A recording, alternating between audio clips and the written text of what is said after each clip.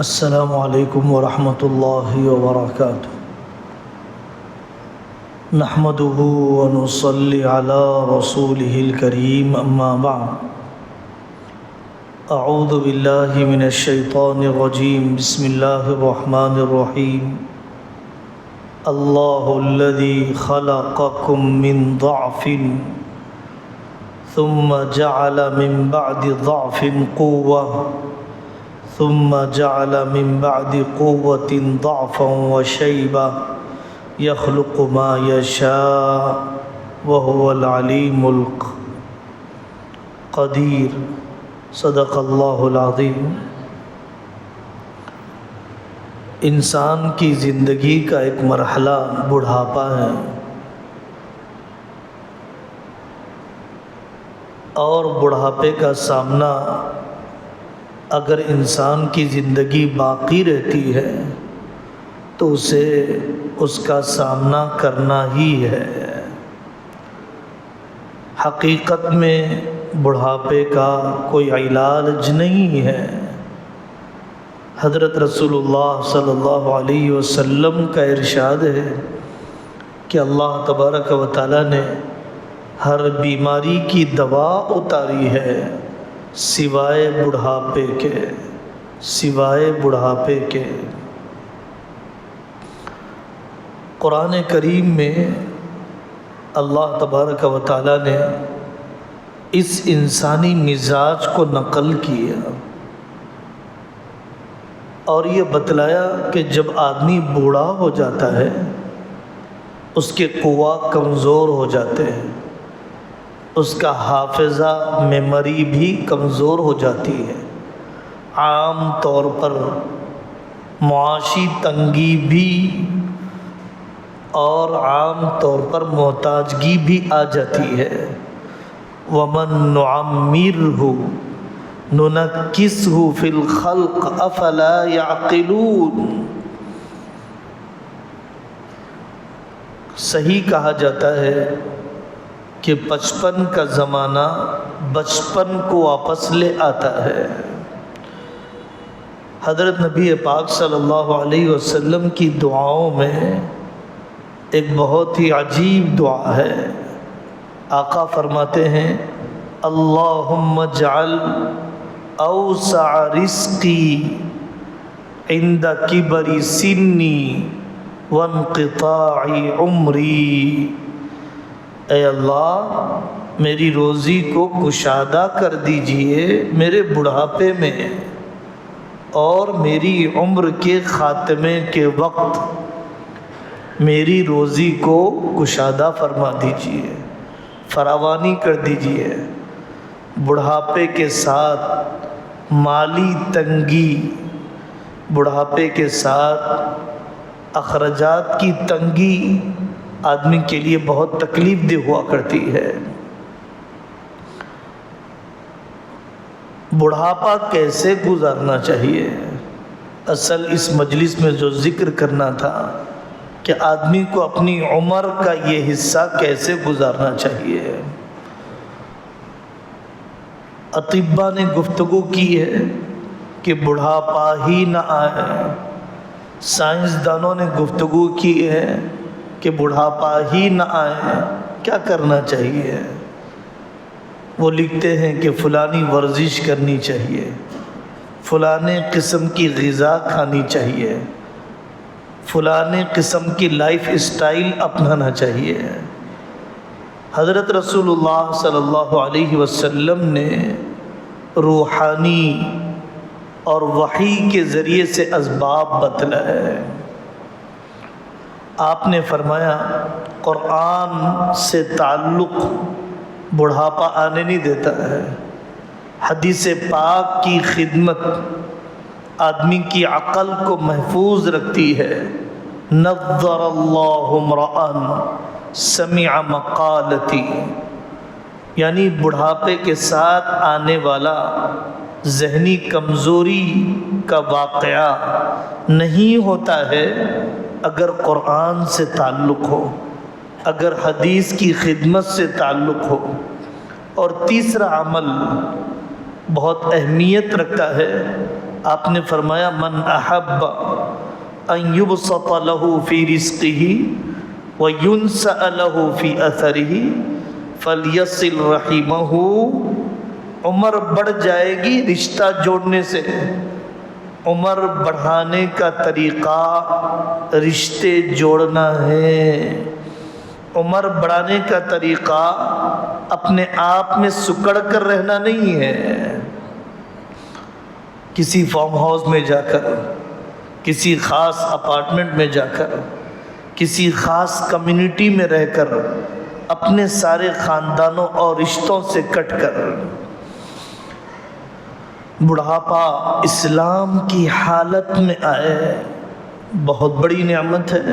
اسلام کی حالت کا بڑھاپا، اسلام کی حالت کا بڑھاپا، اس عمر تک اس نے اپنا ایمان سنبھال کر رکھا ہے۔ کمال ہے یہ، فضیلت ہے۔ احادیث میں حضرت آقا صلی اللہ علیہ وسلم نے فرمایا ما من مسلم یشیب شیبۃ فی الاسلام الا کتب اللہ بها حسنۃ ورفع بها درجۃ او حط عنہ بها خطیئۃ۔ ایک ایک گناہ دھل جاتا ہے، نیکی ملتی ہے اگر بڑھاپا اسلام کی حالت میں آئے۔ درازی عمر نعمت ہے اگر عمل کے ساتھ ہو۔ طوبی لمن طال عمرہ وحسن عملہ۔ مبارکبادی کے قابل ہے وہ بندہ جس کی عمر میں بھی اضافہ ہو، عمل میں بھی اضافہ ہو۔ عمر میں بھی اضافہ ہو، عمل میں بھی اضافہ ہو۔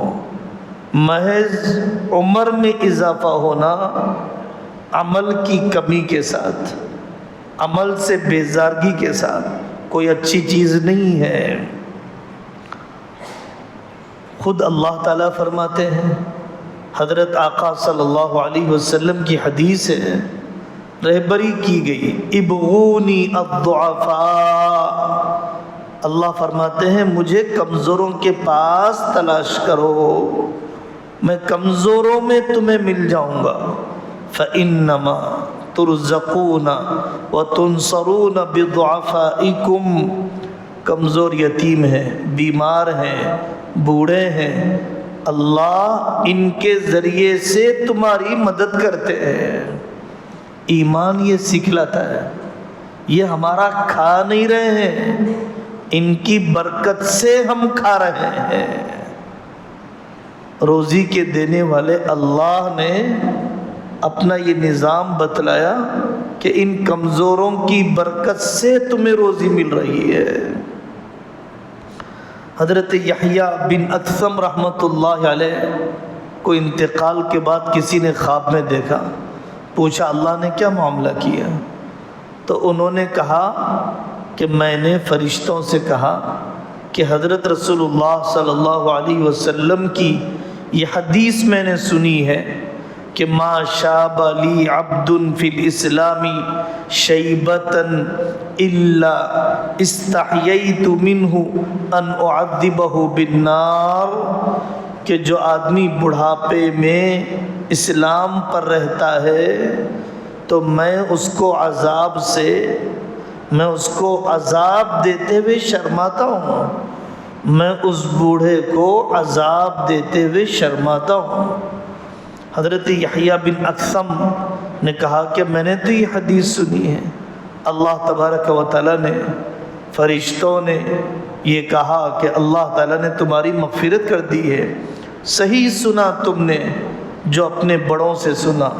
انہوں نے حضرت رسول اللہ صلی اللہ علیہ وسلم سے سنا۔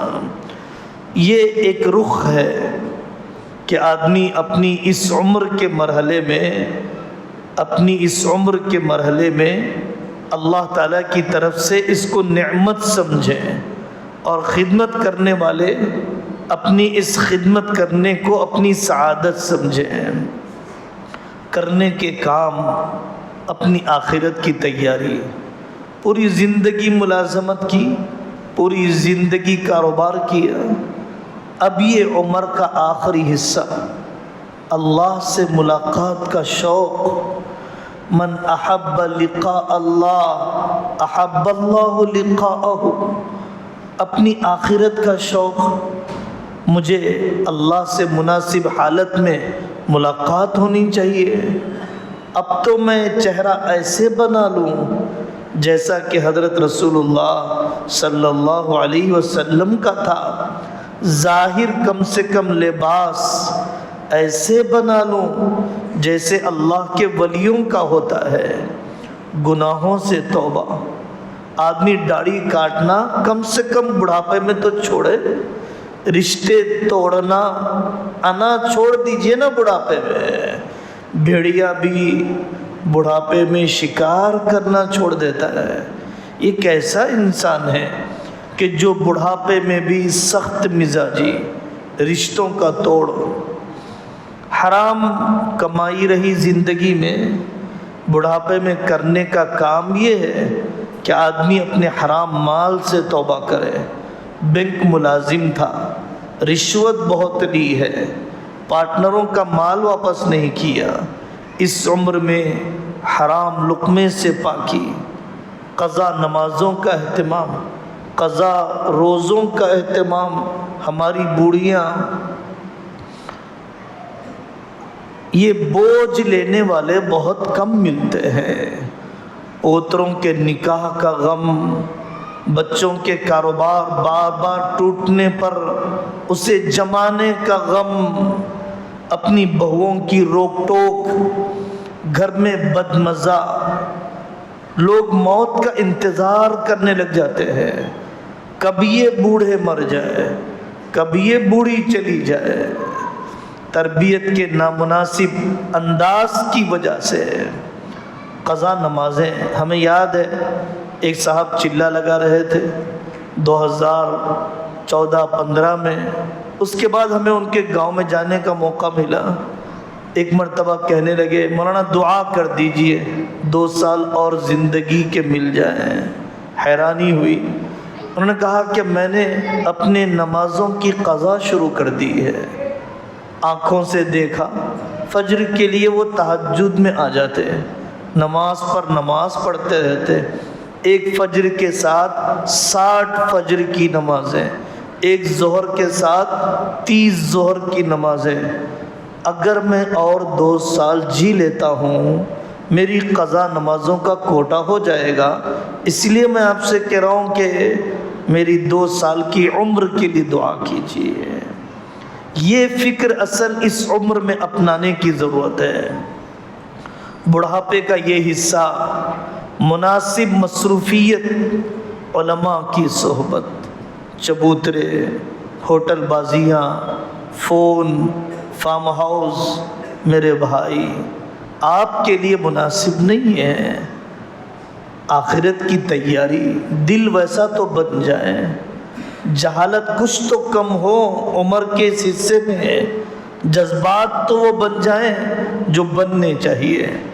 علماء کی صحبت، اہل اللہ کی صحبت، دعوت و تبلیغ کی محنت میں لگنا، اولاد کی تربیت، علم حاصل کرنا شروع کیجئے، عالم کورس شروع کر دیجئے، غزہ کی مثالوں سے عبرت لیجئے۔ دادی، بچوں کی دادی ایک بیٹھک میں قرآن سناتی ہے۔ مجھے اپنے بڑھاپے کو سوائے کیلنڈر کے دن گننے اور سال کو ختم کرنے کے بجائے کوئی علم کے حاصل کرنے کا سفر، تقسیم جائیداد کے مسائل اہم کام ہیں کہ آدمی معاشی الجھنوں کو چھوڑ کر نہ مرے، معاشی پیچیدگیوں کو چھوڑ کر نہ مرے۔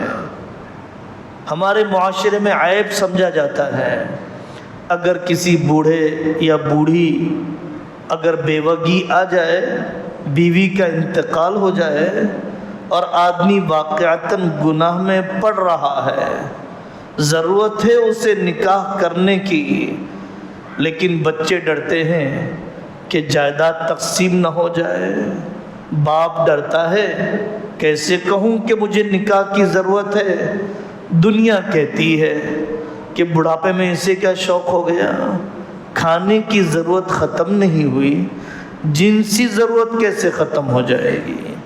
اور بڑھاپے میں نکاح جو کیا جاتا ہے وہ جنسی ضرورت کے لیے نہیں کیا جاتا، جسمانی خدمت کے لیے کیا جاتا ہے۔